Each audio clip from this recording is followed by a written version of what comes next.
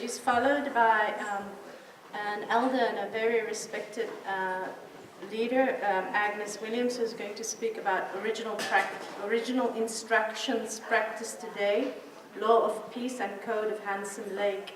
Here, what I'd like to do is to change the seating arrangement. I'd like everybody to take their chair and kind of make a long oval circle here so that we're all sitting in a circle.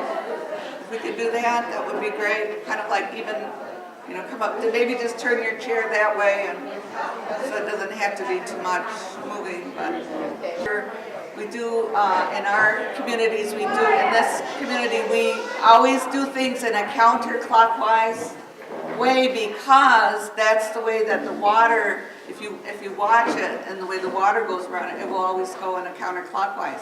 So what I'm going to do next is I have these cards here that I'm going to start on this side, and I'd like you to take one. In your program, my email address was not in there, so I put that on the card, and I also so I'm going to pass it around, but I also want you to look at the front of the card and the circle on that card. So I'm going to start those on this side and just pass them all the way around.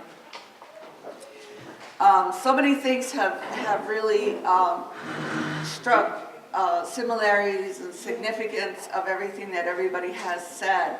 And it is always my contention with our Haudenosaunee people, as we've lived here for thousands of years, that it is very similar, but it is specific to time and place. And my presentation today, if you could think of, instead of a timeline, you could think of a time circle. And in that circle, we always start with the creation story, and there's an elaborate story that could take several days to tell. And then we, as a people, had these original instructions, and that creation story for us describes the nature of this world that we live in. And in this world that we live in now, and there actually was, in that story, there was things here, and water. It was totally all water before we got here. So there was things, and there were spirits here, there were creatures here before our creation story even starts. So that we still have in our community some of the older things before the creation story. One of those is our medicine societies, our healing societies, the false faces. We have the black and the red false face societies, as well as the corn husk mass. And I'm sure if any of you have been to the Smithsonian or some of the museums, you've seen these, and these are actual spirits that presided here before our creation story. So, and they are very sacred objects. And I guess there's a whole room in these museums where they're very frightened of them. They put them in boxes, and they won't even let us bring them out.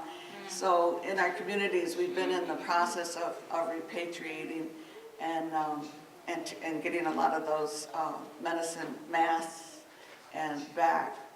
So the creation story exists, and then our second teaching is about the 12 brothers. And in that creation story is also where we got our clans. And it describes to us how each of the clans started. And in my particular tribe, the Senecas, we have 8 clans, 4 birds and 4 animals. And the birds, and then our Lam houses are split into the 2 moieties of the birds and the animals. And in our incest taboo, and they always say every culture has incest taboo. Ours is that you never marry inside of your clan, or you never marry inside of your moiety. You always try to marry across. And again, that always goes by the mother, which is a very common sense thing, because you always knew who your mother was. You don't always know who the father is. So our culture is very, very common sense and very logical. So the second, we got our clans, so we had the creation story, we got our clan system, and our groups, the way we were to group ourselves and the way we were to live. We were taught about our food, the spiritual foods that were brought here from the sky world, the corn, beans, and squash. I don't know if anybody's a nutritionist, that those 3 together, when you eat them together, they're a perfect protein. Well, of course, it's a spiritual food, right? So that is our sustainers of life that we still have and that we still raise. And these seeds that we have several different ancient seeds projects that go on. And I know we were talking about the corn project. John Mohawk, who was one of my teachers, but also was involved with the pioneers, had a corn project. And then also there's an excellent scholar in Ithaca College, I think someone's from Ithaca, Professor Mount Pleasant, who does have an actual seed project there where she is getting and cataloging and maintaining all of those ancient seeds. So we do still have these things from the sky world. And our imagery always, we say that the ceiling of this world is the floor of the sky world. And that comes from the creation story. And there's a giant tree. You might see some of these symbols as you go around Iroquois or Haudenosaunee territory. You'll see the dome, and then you'll see like a tree on top, and then you'll see one in the bottom. And the one on top is actually the celestial tree that they say had everything that provided the sky world. And the tree holder there, he was destined to marry a woman that was impregnated. And we were talking about the interesting story about the impregnation, that they had sat with their feet together. And then when they awoken, they exchanged the air and the breath, and she became impregnated that way. So there's all these interesting things that are similar, that a lot of what you have said in the last couple days, you know, it's like, wow, that's a lot like this part of my culture. So I can't go into all of these stories, but I just want to hit some highlights here. Did everybody get the card? Did the card go all the way around? Okay. Yeah, okay, I'm going to have to. I have Yeah, there's some in that little box. She had one already. Okay. And now on that card, that circle, and when Genevieve talked about, and when I was hearing about the gift economy, I know I spent 10 years in Oakland, California, and you know, we always had that phrase back then and there, what goes around comes around. It says, they're talking about the gift economy. And then when we have the circle, and they say, she's talking about the circle. Because what I do is I have a talking circle. This is a new cultural, well, not really that new, but it's a practice that many of us are doing now, that we have these talking circles in our communities. And we all, again, sit in a circle. And that circle is a sacred place. And we come there and we listen. It's not just talking, but it's listening, but there's no dialoguing. And everybody takes a turn and we go all the way around the circle. The way that we do that is with smudge. We have 3 medicines in the North American continent: the cedar, the sage, and the sweetgrass. The sweetgrass is indigenous to this area. The sage in the plains, and the cedar is in the northwest. And all of those 3 are medicines, and when we use them as a smudge, they purify us, because one of the things that we acknowledge is that as we walk through life, a lot of stuff kind of like clings on to us, and we carry this stuff with us all the time. So it's the same way with the speech, with that smudge, we smudge everybody down because it helps kind of let all of that stuff come off, and it's a purification ceremony and rite that we do, and of course with the permission of everybody. So that's another thing that we do. So this whole idea of the gift economy and the circle, and I was thinking about Jen, I said, well, it reminded me of the talking circle, because this is the way that we're always told, is that if we do and give to others, then it will come back in some way. And that is the symbol of the circle and the symbol of the gift economy. Now this circle that's on this card here is actually a wampum. In the freshwater lakes here in this region, there are these little tiny shells, if you ever go out and you see these shells, and where life attaches itself to those shells, the shellfish and the shell animal, it creates a color, a purple color. So that's where the color comes from, because that purple color to us represents life, where the animal attaches it to ourselves.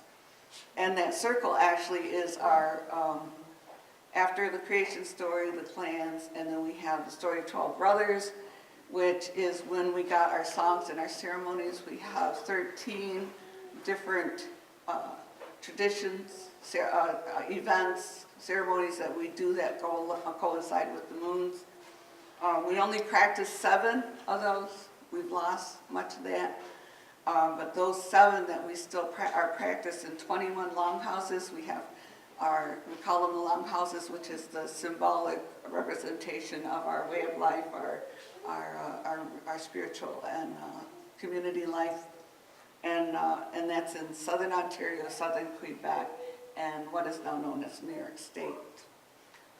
Where I'm from New York State. I'm in Seneca. There's 4 reservations, but because the Tuscaroras were marched from North Carolina into our territory, we allow the Tuscaroras to stay on our land near Niagara Falls, which is a Tuscarora reservation. Near Akron, New York is the seat, the keeper of the western door, the Tonawanda Senecas are part of the Confederacy. And then the other 2 reservations, my reservation at Cattaraugus along the Cattaraugus Creek, which flows into Lake Erie, and the Allegheny Reservation that flows around the Allegheny Reservation, Kidzu Dam you might have heard of. Allegheny River goes into Pittsburgh, and that reservation there, and my reservation actually in the mid-1800s adopted an elective system government. And that was part of that change to the patriarchy, because at that time, all the clan mothers were disenfranchised, and 200 non-Seneca, Cayuga, Onondaga, and white men became recognized by the federal government. They started this elective government, and then from thence on, those 2 reservations, the land is divided up among their families. So this left out all these traditional people that are disenfranchised, and especially the women, because the women did not get the right to vote in this elective system till 1962. So there has always been this rub in our communities about that disenfranchisement to the elective system. So of these teachings, we had the creation story, and the story of 12 brothers is real interesting, because we're told with these, we got the ceremonies and we got our songs and our dances. Now these songs and our dances are still sung. These same songs are still sung. These same speeches are given in our 21 longhouses today. And the 12 brothers, they started this as children, so that is another lesson to us about the messages that come from the Creator that will come through the children. And this 12th brother used to, since he was born, would take the other 12 boys off, and they talk. And finally, when they got to be, say, like school age, they shared with the rest of the community what they were talking about. What they were talking about, he was teaching them how to sing the songs, and he was teaching him these ceremonies, everybody else. And it was their job to go back and teach these.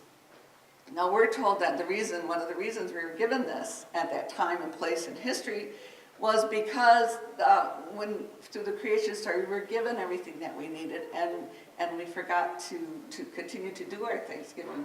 We became neglectful of being thankful for what we have, and so we needed more specific instructions, something to keep us busy, because they say it was kind of like having steaks on a tree. You didn't have to cook them or nothing. You didn't have to do anything. So. In the creation story, that this was created by these 2 twins, this creation we're in here by these 2 twins, and there was that balance and between those 2 twins. So there's all those elements are going on, and then it went on for a time, and then we got the ceremonies that we still do today. And then after that, time went on, things got to be really, really bad, and this was when we got the Great Law of Peace. Now that symbol that's on the card that I handed out, that is the wampum, that freshwater wampum that's put together that symbolizes the Great Law of Peace, the forming of the Iroquois Confederacy of these 5 tribes. And they say they've dated it, carbon dated it. I know in Barbara's, I think it was 1192, recently had gotten an email from Onondaga where they had carbon dated some information at Ganondagan near Rochester is where the Seneca state capital is. And they found out that it was 908 AD that the Confederacy, and they were dating between the carbon dating and the dating of the stories that tell that when all of our people accepted the great law of peace, that there was a solar eclipse that day, so they were able to date it back to and the solar eclipse is only mentioned because there was one die-hard holdout wizard and sorcerer and person that was killing people that wasn't going to convert to the law of peace. And when the sun disappeared, when all the people came to him and the sun disappeared, it was part of the way that convinced him to change his ways. And that his story is Tadadaho is his name, and there's a story about Tadadaho and the peacemaker. More significant to this meeting, the peacemaker himself, he was born, it was a virgin birth, and the grandmother was so upset and shamed that the daughter had this baby that she tried to kill the baby several times. And she would take the baby off and leave him in the woods, only the baby, she'd get back home and the baby would be in the mother's arms again. And she tried several times to kill infanticide. So there's a real big lesson for us in there about the infanticide, about killing children and, the taboo on that and why, that because this person was sent from the Creator with this message. He grew up to a point and decided he had to begin his work, his purpose, to share his gift that he was given, which is the great law of peace. And he made a stone canoe, and actually not too far from here, put that stone canoe in the water and pushed off on Lake Ontario and came across the lake to the stateside and somewhere around like Niagara Falls. And the first person he met was a person whose name was Jagonsatse. And she had a little bread and breakfast right there where she would house all the different parties that were the war parties that would come through. And she was already somewhat of a peacemaker because she wouldn't let them fight while they were within her home there.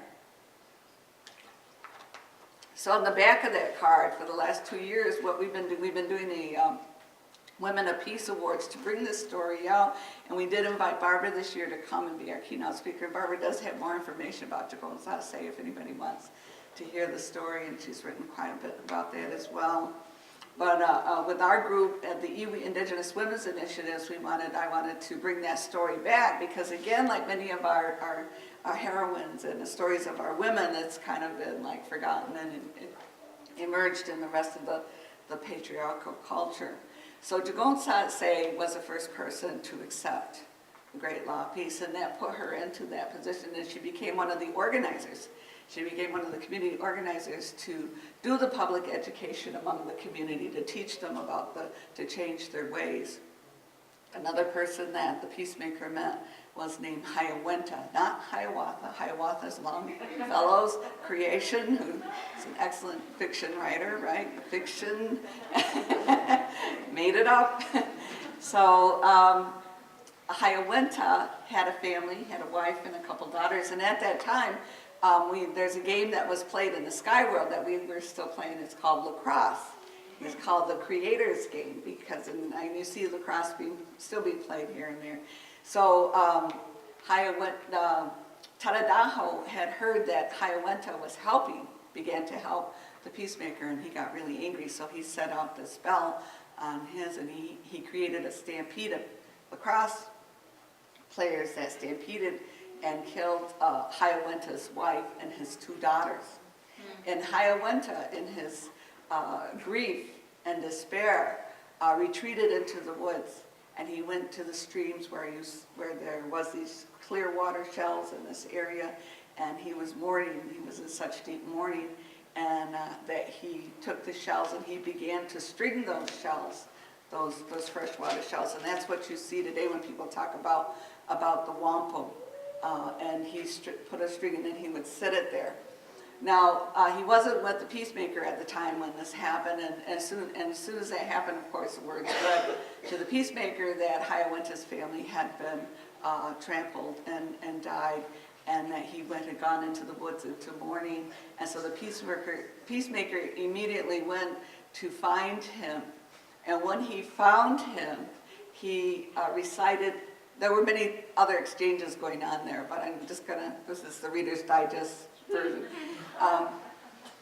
he recited this speech, and it's called the condolence speech. And this is the same speech that is still spoken in our 21 longhouses today, that whenever we condole a chief or we raise a chief. Because that speech, that condolence speech, is when you become a chief of the people, you have to give up everything that you have, that you don't belong to your own family anymore, you belong to all of the people. And so this condolence speech it's quite long, you know, and it's said and it's recited in our longhouses whenever we raise a chief. So I went, and it's a beautiful, the cadence of it, and Hiawatha took the wampum, the peacemaker took the wampum and held them to Hiawatha's eyes to absorb the tears that were coming out of Hiawatha's eyes, and he healed him in this way, in his deepest sorrow and his grief.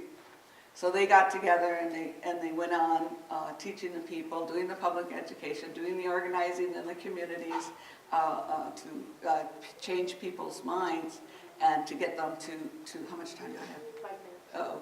To lay down the weapons of war, and to we have a visual of that, which is the tree of peace, and it has roots, what they call the white roots of peace that extend in all 4 directions. So this great law of peace is an invitation as well to you to join in to that great law of peace, and that's what it's a pine tree, white pine tree, which has 5. I don't know if you've ever seen a white pine, it has 5 needles on it, and then the white roots come out. And then what the symbolism, what they did is they said that there is a water stream underneath that runs underneath the land, and that they took all the clubs of war and they put them in there and they buried them and they were taken away. So you'll see this tree of peace in a lot of our symbols and with this war club underneath the tree of peace. And the eagle that flies over the tree of peace. And they say he doesn't sit on the tree of peace. When I had my first daughter, the Onondaga Longhouse had a word, and it was called Sadawa, and they said that described the way that the eagle sits on the tree of peace. And the eagle is significant because the eagle flies the highest and goes closest to the sky world. So when I had my first daughter in California, I was living in California in 1979, I named her Sadawa. And because of that eagle and because of that tree of peace, and a way to, retell that story, because many of us have been Christianized and we don't have access to these stories anymore and that. So I named my first daughters Sadawa, only to find out years later that people say, well, the eagle doesn't sit on the tree of peace. So it's kind of, to be careful about these names. So with all of those on that symbol of the great law of peace, there's 50 chiefs and 49 clan mothers. And the 50th chief was when Tadadaho changed his ways. They made him the leader. They made this offer to him. They said, if you will use your power and your magic to stop hurting people and only use it for good, that we will make you the leader of our confederacy. And this is what they did. So Tadadaho changed from the worst of the worst to the best of the best. And it's a wonderful story that I like to use when I'm talking about social change and recruiting, especially our own young people, to say that it is possible to make these changes, because we have this example in our history of Tadadaho making this change. And because Jagonsatse was in the middle of the mix and had such a prominent role in the education, the organizing of the people into the Iroquois Confederacy, the Haudenosaunee, the 5 tribes, that they made the clan mother system from that. And the clan mothers are the ones that, because we give birth, because we raise children, we know, and in a very intimate way, we know what people's gifts are. And that's what we believe too, that everybody is sent here with a purpose and a gift. And our culture and our societies are organized in such a way that we discover what those gifts are. So that we all kind of have a little piece of this pie, or the circle, and how it all fits together. So that it is the duty of the clan mother to raise, work with all of the women and the other people to raise all of the children, the men and the girls, to be a chief or a clan mother. Because we're also told that we only have a certain number of days to live within this creation, and we never know how long that's going to be. So in our childbearing practices, we raise all of our children to be a clan mother or a chief, because when someone passes away and that position becomes vacant, then it just depends on who knows how to do things, who's learned to do the duties. It depends on who's in the right time, in the right place. And my mentor, Fleta Hill, used to say, she'd say, and then boom, you're it. So you never know whether you're going to get tipped to be a clan mother. And our Tadadaho of the Confederacy had passed away. And he was young when I knew him. A man that I went to school with at Syracuse University said Hill was a lacrosse player, and he had married a California Indian. And because the way of our long houses are set up, and the women, the animals are on one side, the birds, the women sit, and then those are divided into quarters with the women, and on one side of the men, that whenever any of the ceremonies or anything is done, it has to always be a man and a woman. There always has to be a woman to put through their stuff. So as Sid grew up having a non-Seneca wife, that he didn't have anybody in there for that side. There was nobody on the woman's side for him. So when the Tadadaho did die, and they looked around in the community to see who could take this title and hold this title, they chose Sid, which really makes a lot of sense, because he's the one without the clan mother. He doesn't have a clan mother, and because his wife is a California Indian. So anyway, that's just, I digress a little bit. So this symbol that I did pass out, the Great Law of Peace came, like I said, 90 AD. And then we had the invasion of North America, and the Seneca people nearly became extinct. And at that time, we were sent and given another message, and that message was the code of Handsome Lake being a drunkard, and went into a coma. Everybody thought he was dead. They laid him out. In those days, people were laid out exactly where they died. There wasn't any moving anybody around, and then they would build like a shroud and put the family in it, and that's where they would bury the people. And so Handsome Lake, while he was in that coma, went and received these messages and then brought them back for the fourth teaching. So that's just an introduction. There's much of our tribe is one of the most written about and studied groups in the world, because you can probably go usually like the Rochester Museum, the Albany Museum, the Hay Museum in New York City, the Smithsonian in Washington, D.C., and you can go and you can find sources. Library of Congress has a lot of the original sources there, and you can trace it all back to many of these things. So I just want to thank you for indulging me in the circle, and invite everyone to join us here in Haudenosaunee territory to accept the Great Law of Peace and to bury all the weapons of war. Thank you.